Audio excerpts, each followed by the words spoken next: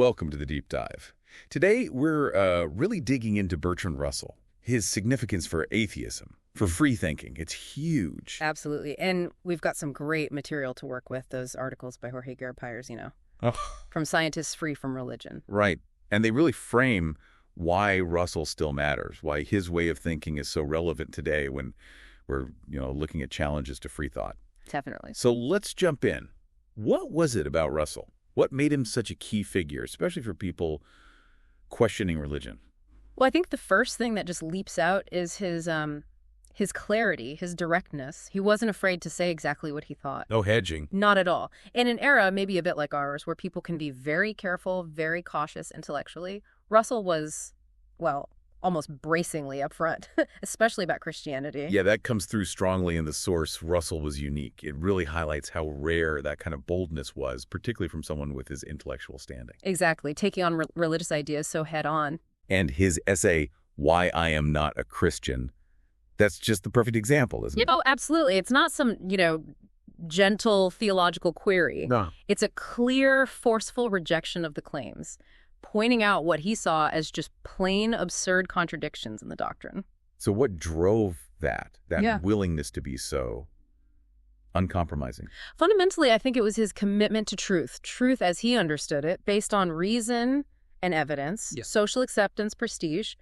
Those seemed secondary. He put his career on the line for it. He did. He risked a lot to maintain what he saw as intellectual honesty, to push back against dogma he felt was unfounded.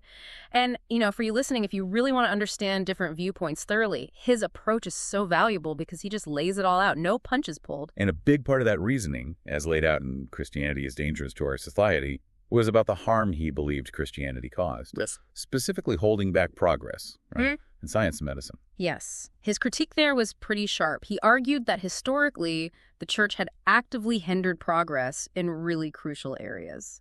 Like with sex education. That example about syphilis is quite striking. It really is. He was particularly critical of Christian attitudes there, disease prevention too. His point, and it's a harsh one, was this sense of outrage that Christians seemed to value punishing sinners as they saw them, even if it meant terrible suffering for innocent people, like the spouses or children of those with syphilis. Yeah, that quote the article mentions, his shock at the fiendish cruelty of letting wives and children suffer congenital syphilis just to punish the sinner, questioning the morality of that. It's powerful stuff. It really is. And the article connects this to a wider pattern Russell saw in the Bible, this theme of collective punishment. Right, like the flood, Sodom and Gomorrah. The plagues of Egypt, yeah. Even original sin fits that mold. Whole group suffering for what one or a few did. So what's the core of Russell's problem with that? What's the takeaway? I think the main point for you listening is that Russell saw this as a deep moral flaw in the concept of divine justice presented. He couldn't swear it.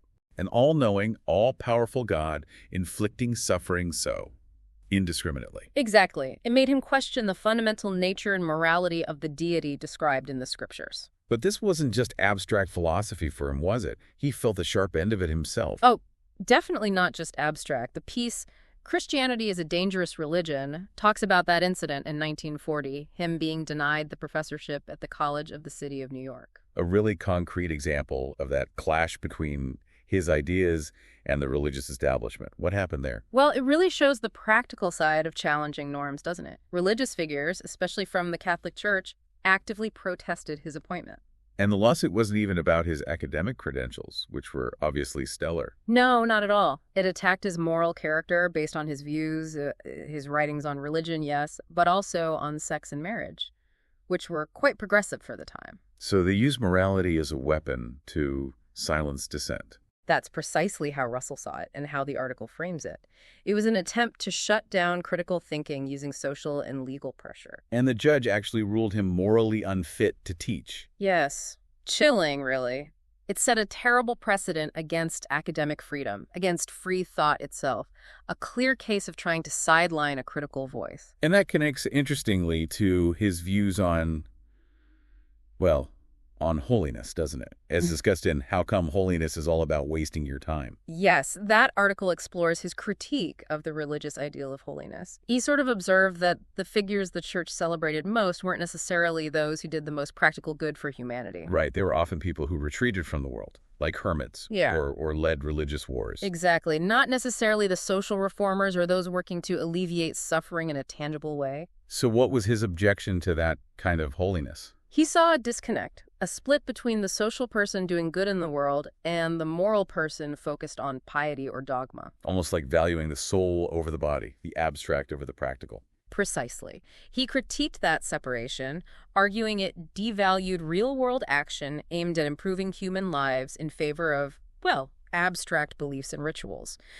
The key insight is his challenge to a value system that seemed to prioritize otherworldly concerns over fixing problems here and now. So he's questioning the very definition of a good life. Absolutely. Is it about following dogma, or is it about making a tangible, positive difference to people's lives? And he took this critical lens even to foundational figures. That comparison in Socrates versus Jesus, arguing Socrates was the wiser one, that's pretty bold. It is provocative, definitely. He laid out his reasoning very clearly, though, based on, I think it was 5 key differences. Okay, wait, where are they? Well, first, method. Socrates used inquiry, asking questions. Jesus, Russell argued, relied on revelation, pronouncements. Okay, questioning versus declaring. Right. Second, ethics. Socrates promoted critical examination of morality. Jesus emphasized obedience to his specific teachings. Attitude to knowledge. Socrates famously claimed to know nothing, emphasizing intellectual humility. Jesus spoke with certainty as the Son of God. Quite a contrast. Then fourth, violence. Socrates was nonviolent in his methods and end. Russell pointed out that historically, at least, Christianity had been used to justify violence and coercion. Right, the historical actions, not necessarily direct words, but the legacy. Exactly. And finally, fifth, the legacy. Socrates' method led towards philosophy, science, democracy, open inquiry. Jesus' legacy, Russell argued, led more towards institutionalized religion, dogma, and sometimes the suppression of dissent. So the takeaway for the listener there is Russell championing reason, like Socrates, as the real path to wisdom. I think that's it. The pursuit of truth through rational inquiry, that was paramount for him. It really ties his whole perspective together. Now, one point of nuance. Did Russell paint all religions with the same brush? Was, say, Buddhism just as problematic for him as Christianity? The article, Was Buddhism as Dangerous as Christianity? Tackles this. That's a good question, and an important distinction to make. Generally, yes, Russell was critical of all religions, for demanding faith without evidence, for potentially hindering intellectual progress. But his tone was different with Buddhism. It seems so. The article suggests he saw Buddhism as, well, maybe closer to a philosophy in some ways. How so? He acknowledged its focus on personal ethics, on mindfulness, self-reflection, aspects that could potentially align more with reason, though he still critiqued things like reincarnation as lacking any empirical basis. Sure, but not as dangerous. Not in the same way, no.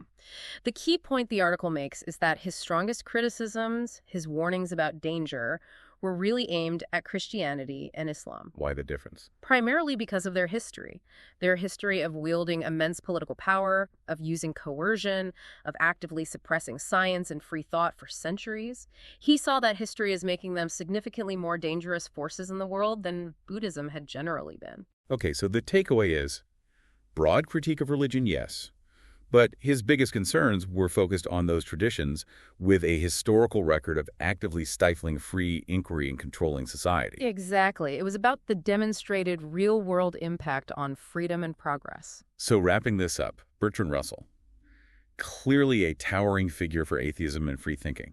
His clarity, his intellectual honesty, his sheer courage in challenging dominant religious views.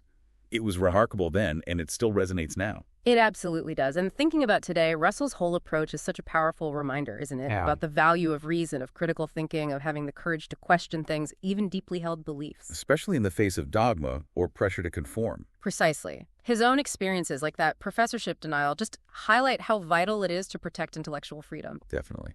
And it leaves you, the listener, with something to think about, doesn't it? Considering Russell's unwavering commitment to truth, his willingness to challenge everything, how could his principles maybe guide your own way of looking at the world, engaging with different ideas today? Yeah, how do you apply that rigorous honesty in our complex world? It's certainly worth pondering as you continue exploring these big questions of faith, reason, and the importance of free thought.